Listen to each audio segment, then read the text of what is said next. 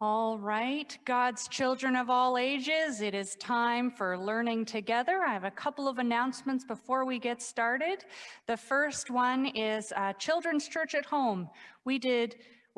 I was writing my annual report and we did Fort Fellowship for a long time. And then we did at-home family devotionals. And then we did Advent family devotionals. And now we're going to shift to Children's Church at Home. There was one video that came out on Wednesday last week, and if you watched it, you will have seen me in the children's church room, and it was sure nice to be down there. I mean, I was missing all the noise and all the fun without all of you, but it was nice to be down there. And so each week I'll be putting out a video that has some teaching with your favorite Holy Moly characters and videos for you to do at home or with your family or household. And don't forget, if you're making crafts at home, I want to see them. So please email Kelly in the office or me. You can find our information on the website. Please send them along or even mail them in. I love to get mail. It's not something I get a whole lot of, but I do get very excited when I get it. The other announcement is for youth group. It continues online. If you haven't been here in a while and you don't know what youth group is, it's a joint pilot project between us and St. Peter's Anglican Church in Comox, where youth from both of those congregations and now beyond those two congregations are gathering weekly on Zoom to build fellowship, to explore spirituality, and to just be together in a safe way for now. Hopefully we will get to meet in person soon. That's all I have for announcements. And so I'm going to get my treasure chest, my special treasure chest for learning together time. It's a little bit full today, as you can see. I'm going to put it down here because I know you can't see it when it's on the floor. And I'll keep reaching down. Is that good enough, or should I go up one more step? We're good. Okay. So first of all, you might be able to see that the color is green once more. Now, if you've been at church for a little while at least, you will know that green comes up a lot. And you will also probably know that green stays for a while. And so we are back to green here. And you will also know, if you've been around the church for a little bit, or maybe you know this already and you've just come, that green is about the time where, just like the trees, we are growing. So if you see green, you know that we're learning and growing in our faith together.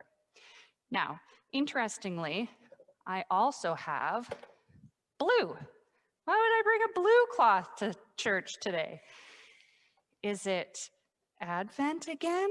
No, this is just to help me tell the story. So I'm going to put my blue cloth off to the side a little bit. And then we have a Jonah right here. If you logged in and watched Children's Church at Home, we told the whole story of Jonah. But here we're just telling a little bit at a time. So if you were with us last week, you will have learned about Jonah. Now, a few little details. Jonah's story comes from, what is it called again? Oh yeah, the Bible. You knew that. So Jonah's story is in the Bible. And now if you remember, the Bible is in two testaments. That's like two sections. There's the Old Testament and the New Testament. And the New Testament is everything about Jesus and the church after. But the Old Testament is before Jesus.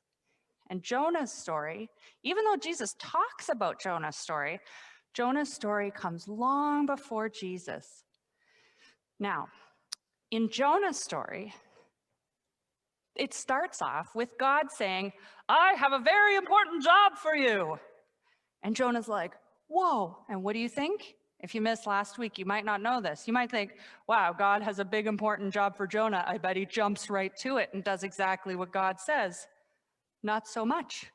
God says, I have a big, super important job for you, Jonah. And Jonah says, no way, I'm out of here.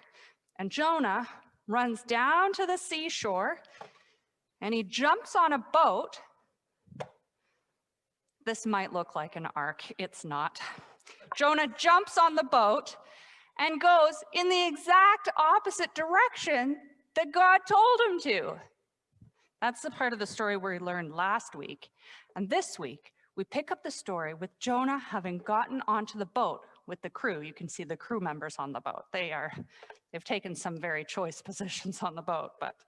So Jonah's on the boat, and all of a sudden, this big storm comes, and the boat starts going on the waves, and then the wind starts, and the boat is crashing all over, and then the rain starts pouring, and it's all soaking wet. Oh my gosh, and the crew members are worried about the boat in the storm, and you know what? Now's the time where you think, oh, Jonah probably listens to God, right? No, Jonah doesn't pray. You know what Jonah does? He goes down all the way deep into the boat to hide. He throws a blanket over his head and pretends like nothing's happening. Meanwhile, the crews are working so hard. Whoa, Jonah's rattling around down there. The crew's working so hard to try to make sure the boat is safe in the waves and the wind and the storm. Jonah's downstairs thinking he has a sneaking suspicion of why this might be happening. Like maybe it has to do with God telling him to do one thing and him going the other direction. And then the crew starts to wonder, where did this storm come from? This storm came out of nowhere. What did we do wrong? What could we do? So finally, they realize, they get a sneaking suspicion that this fellow Jonah might be the cause of their problem. They go and they wake him up and they say, hey, we didn't have any problems like this before you arrived. What's the deal? And so the storm keeps raging on, and Jonah tells them all about how God had given him this job and he took off on the boat the other way. And they are like, well, what should we do? And he says, toss me overboard and that'll solve your problem. And they say, no, that seems like a terrible idea. We're not tossing you overboard. And then, you know what? At that point, do you think Jonah starts to pray? Yeah, he doesn't even pray then. But you know who does pray? The crew prays. They pray to God. The storm keeps going, and eventually there's nothing they can do. So they decide they're going to turf Jonah right off the boat. They pray to God, and they follow Jonah's direction. And you know what? As soon as Jonah hits the water, the wind stops, the waves settle, the clouds make way for sunshine. And it turns into a beautiful day on the water. Whoa, the crew is impressed by God at this point. And then Jonah's down here in the water, and he's like, at that point, do you think he says, okay, God, I'll go and do what you say? Still not. So God's not done with him yet. And God says, all right, I'm going to send this great big fish to swallow you up whole. And Jonah, the story says, Jonah is in the belly of the fish for 3 whole days and 3 whole nights. What? Now, as you can see, it's important for us to tell this story over 6 weeks because it is such, even though it's a tiny, tiny little book in the Bible, in the Old Testament, so much happens. And I couldn't tell this all in one day. So we're going to sing our very silly song about Jonah, and then you'll just have to come back next week to see what happens, because what could possibly happen next? Well, if you didn't hear us last week, this song does have spoilers in it. And while Jonah was in the belly of the great fish, he did what anyone else would do. He picked up his ukulele and sang a little song.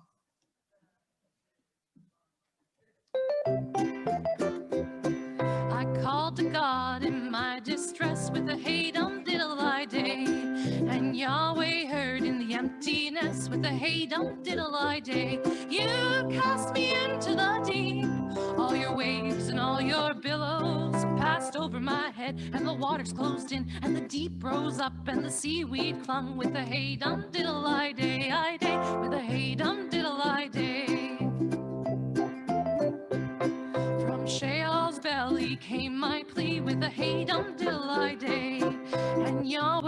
God, you answered me with a hey dum diddle day. You cast me into the deep.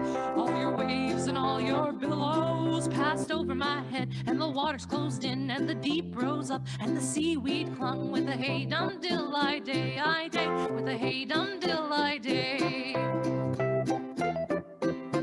At the end of my rope, I remembered you with a hey dum diddle day. It's a poor kind of faith, but it'll have to do with a hey dum diddle day.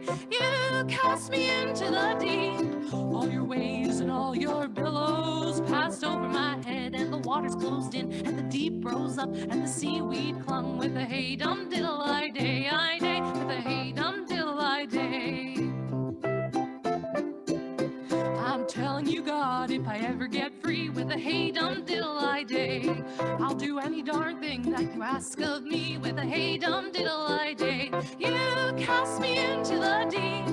All your waves and all your billows passed over my head, and the waters closed in, and the deep rose up, and the seaweed clung with a hey dum diddle day, with a hey dum diddle day.